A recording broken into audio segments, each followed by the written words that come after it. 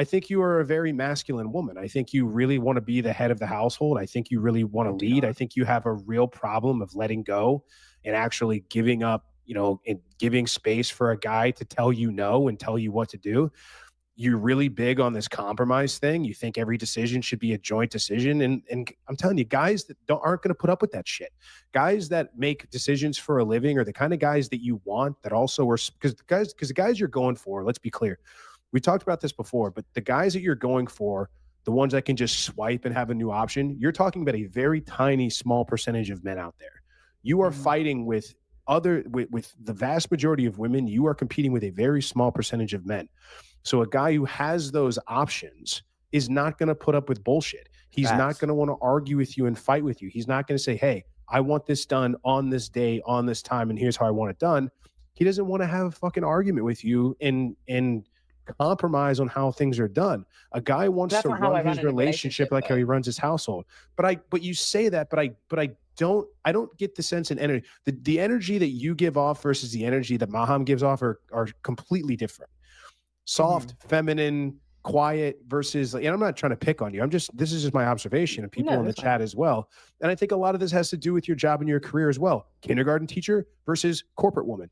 You have to exhibit these competitive, domineering traits if you want to get anywhere in the corporate world and the corporate life, because that's what it takes to succeed. And that's why men Right. are generally far better at it, or they're generally further along, or they're in higher positions because they're more built for it than women generally are. So But I'm not the I know same. I'm you. not like this in a relationship, though. At all. Yeah, but it's not something you turn on and turn off. You cannot tell me you tell people what to do every day in a corporation in your at your job. You are the manager, you tell people what to do, and then you come home and for some reason your husband is going to tell you what to do. No, that's who you leave half the time. You spend more time at work than with your man. So those characteristics of a manager, of a boss, are going to be ingrained in you. So you cannot turn it and turn it on, the masculinity, and turn it off. So it's always funny when they say, "Oh, at work I'm very masculine and tell people what to do, but at home I'm such a soft angel and I listen to my man." No, it doesn't work like that. I don't even believe her. But Ooh. there's no way that that's true, Lauren, because Exactly. it's Hey, look. not just I mean, you can ask my because ex. it's You can talk to him. but he's an ex for a reason, isn't he? Like, Exactly. it's not just a switch that you can flip off. How you No, are it's when I'm 40 hours comfortable of the around a man, week. I'm much softer. I'm much, But much that's the softer when I'm problem. comfortable. Condition of femininity. Imagine men who are saying the same thing. When I'm around a good woman, I'm going to be a good leader, strong. That's the only time I'll be a leader. For these other women, I won't be a leader. You see how that doesn't make sense? Because they want men to be leaders and providers all the time. Whether you meet the wrong woman or the right woman, they want you to be a leader. Even the wrong woman wants you to be a leader and a provider, including the right woman. But for them, they are saying they pick and choose when to be soft and put me in my soft girl era or make me submissive. It's like, no, it's either you're a submissive woman or you're not. She doesn't get it. just With a said man. but that's the problem. Your What makes you femininity. comfortable? Hold on, Spence. No, Somebody who's Yeah. safe. hold on. Go on, Moff. Go on. You are now telling us that your softness and your femininity and your willingness to let a man lead is conditional, Yeah. right? Being feminine is not conditional. Being masculine is not conditional. What happens if a guy walked up to you and he was like, "Hey, I like to wear high heels on the weekend and wear dresses and makeup until I'm with a woman that makes me feel comfortable in my masculinity, and then I'll take the lead and I'll start getting shit done." You'd That's laugh dumb. that guy out of the building. Right. Mm-hmm. So it's a full-time gig. This idea, it's like, well, I will be feminine and I will turn on this feminine character only when I'm comfortable, then and only then when I'm comfortable.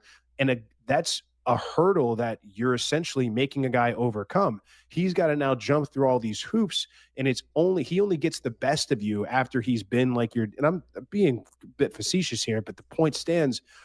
When he's done all these things and he has to lead and do the right things off the bat for you to give him that same thing back. So And I then think, go ahead. I have a Please. question for you with this. Yeah. What is the difference then between a lot of men want a confident, independent woman, right? They find They're it liars. attractive. That's not true. The men will say anything to get laid. And I'm being honest, as guys do that. Guys, let's be honest. Some of you guys have said the most wildest stuff to a woman just because you want to clap the chicks. Even when she's not that good looking to you, you say she's good looking because you want to clap. chicks. And men do this all the time. They see these independent women who don't need no man, and then they scream, no, I like an independent woman. Usually, if they say that, it's because they just want to go 50-50 with her. And then come to find out, she claims she's independent, but she doesn't want to go 50-50. They're They're liars. So they don't want a woman with Either confidence, that, who walks with either confidence, that, or walks into a room and has confidence. either they're liars or what? they're There's a severely fine line, lacking. right? No, but either I think they're lying or they're severely lacking. But I think the popular thing, this boss girl sort of archetype that we've seen with the rise of feminism, a lot of women are like that. And especially, like, I mean, look, if I'm on a date with you and you're like, yeah, I run like 2 or 3 companies and, you know, I got all these responsibilities and I'm trying to get laid, I'm going to tell you that I love boss girls. I'm going to tell you that I love boss babes. I love a confident woman that can command the respect from any guy in the room, because it's like, well, I'm not going to take this girl seriously. I'm not saying you particularly, but I'm saying in general.